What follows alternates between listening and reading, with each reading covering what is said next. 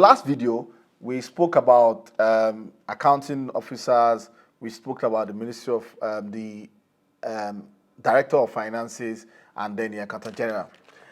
In this video, we are talking of the National Assembly as their National Assembly. Now, what is the role of National Assembly in this entire thing, in this entire economy that we'll be reviewing, in the principal officers that we're discussing in public sector?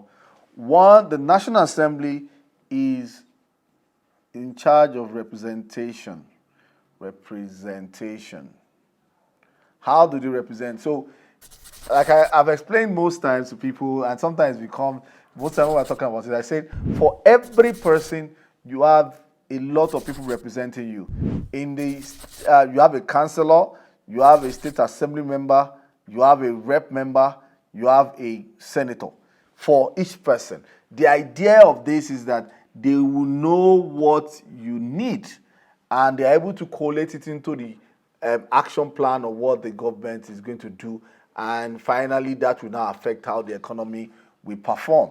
So if, for example, job creation is what we need, I mean, based on what the councillor is getting from his constituency, he pushes it also to the local government. That also goes into the state assembly matters, and then it comes into the House of Rep, and then into the Senate. Two is that the National Assembly is in charge of appropriation.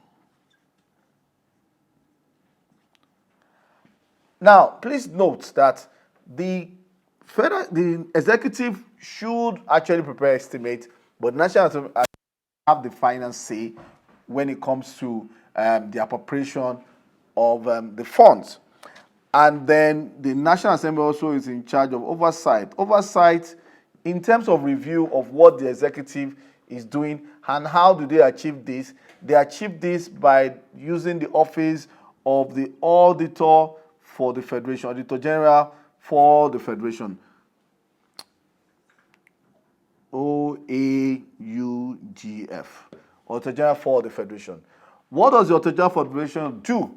The Auditor General for the Federation is the person responsible under the Constitution of Federation to audit and report on public account of the Federation, include all persons and bodies established by law that are entrusted with collection, receipt of public fund. Now, if you, as an assignment for you for this class, get the Constitution of the Federal Republic of Nigeria and go to section 86, section 85 to 87. 87 talks about how the duties of Auditor General for the Federation. It talks of the power for the power of the Auditor General to audit. It says there shall be the Auditor General for the Federation who shall be appointed in accordance with the provision of section 86. That is what section 85 says. And then you have things like the power of Auditor General to audit. Once the Accountant General is done, the Accountant General section 5 provides that the Auditor General shall, within 90 days of receipt of the Accountant General's financial statement, submit its report under section to each House of National Assembly, and each House shall cause the report to be considered by a committee of the House of National Assembly responsible for public accounts. Now, that shows you that there is a section in the National Assembly called the Public Account Committee.